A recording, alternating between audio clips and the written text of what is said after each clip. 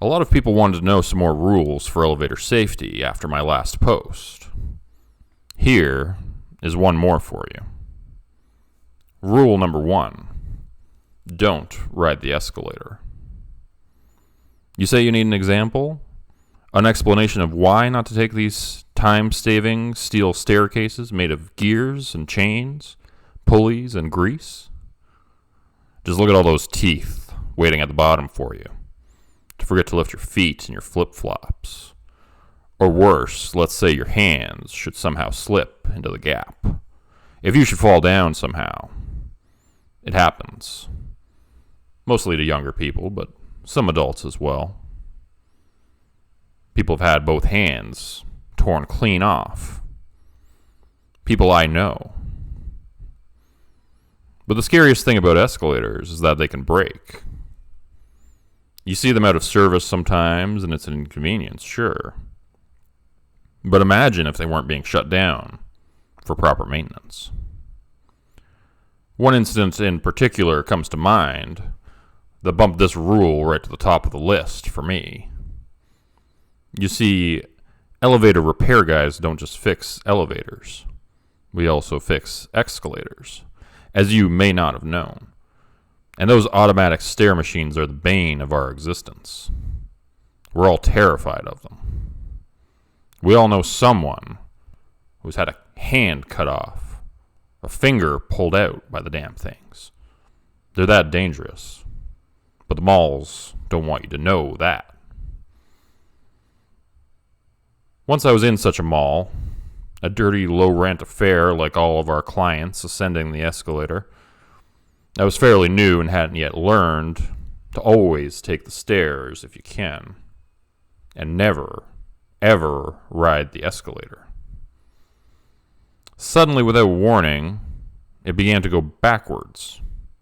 Just imagine that feeling for a second. You're about 2 stories off the ground, mall walkers and wishing fountains full of pennies below, and suddenly you begin to fall sickeningly back, downwards and off balance, towards the floor far below. That's what happens when the main chain snaps. The weight of all those people pull the steel staircase back downwards, faster and faster and faster until you're in a free fall. That's what happened to me. I was about to step my foot forward off the top and onto the linoleum floor when I heard the muffled sound of it breaking. I looked back and saw a dozen other people below me, their eyes confused, then panicked. My stomach dropped sickeningly as if I were plunging backwards down the first drop of a giant roller coaster. I heard people below me scream as the escalator began to fall back faster and faster, crashing down like a massive steel train pulled from a hillside by an unseen colossus. My body turned in midair, and I realized I was flying without the benefit of low gravity or Superman powers. This brought with it the horrible mental image of what was to come. A tangled mass of human forms lay below me as I plummeted towards them. I saw my tools floating around me as I fell, and winced as my flathead screwdriver impaled an elderly woman's eye upon landing. She screamed, and I screamed, and we all screamed for ICU care after I landed on top of her with a tremendous force that caused my jaw to slap shut painfully. When I opened my eyes, I saw a bloodbath all around me. An unfortunate man was howling in pain a few feet away. He had his arm jammed into the teeth at the bottom of the escalator, and several minutes later I witnessed what doctors refer to as degloving when an employee arrived to pull him out. If the word doesn't paint a vivid enough picture, imagine this for a moment. A man with no skin on his hand, flexing and moving his fingers, watching fascinated as he sees his flesh laying on the floor, left behind like a high-quality Halloween mask for his hand. The flesh bunched up and wrinkled, mangled from 100 sharp steel teeth. Blood everywhere. My head was pounding and I felt heat running down the side of my face as a man in blue approached and asked if I was okay, and could I get up. I said I needed a minute, but then I realized it was slightly urgent when I saw the bloodied face beneath my boot. I had ended up on top of several people, including the now dead octogenarian, which I had unwittingly impaled with my favorite screwdriver. The mall manager walked over to me and stared down at me ruefully. Do you have any idea how much this is going to cost to clean up? I told him I had no idea. He grabbed me by the arm and pulled me up off the other people. At first I mistook his actions for trying to help, but then his security guard goons grabbed me and started to push and shove me towards his office, down a long, long hallway. My heart began to pound in my chest. Where the hell were they taking me?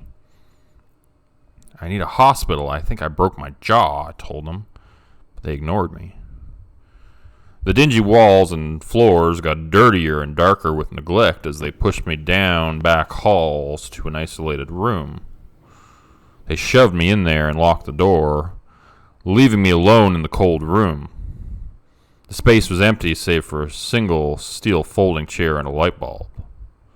It looked like an interrogation room at Guantanamo Bay. I could feel my pulse beating quick and heard it drumming in my ears as I tapped my foot in nervous exasperation. The minutes ticked by, turning into hours. My fear began to increase exponentially as I realized they were going to try and somehow cover this up. But how? Hundreds of people had seen it. It was foolish of them to even try. I waited in the room full of anxious fear until someone came in. But it wasn't the manager or a security guard. This man was dressed in a expensive-looking suit, had green eyes and short, slicked hair. He looked like a lawyer. Hello, my name is Gregory, and you are? Pissed off is what I am. What the hell is this anyways? You guys have kidnapped me. This is an abduction. I'm being held against my will, and I want to leave right now. He clicked his tongue. I have a proposition for you here. Why don't you take a look? I think you'll find the terms are quite generous. I was about to spit in his face, then thought better of it. They had the upper hand currently. My heart hammered faster and faster in my chest as I read the legal form in front of me. I always had a feeling this section of town was rotten. Now I knew for sure. My service area was starting to feel a lot less safe all of a sudden. To whom it may concern, it appears as if you had had a bit of a mishap at one of our fine commercial, residential, or industrial properties. Please find enclosed one coupon for 50% off your choice of chili or soup in a bread bowl from any Sal's Soup and Sammy's locations. It's our little way of saying sorry for whatever happened to you. No admission of guilt. Just wanted to do you a solid. Your pal, the Devil, owner of Loosey Goose Properties, Inc. I decided to take the coupon and left, saying I wouldn't tell anyone what had happened.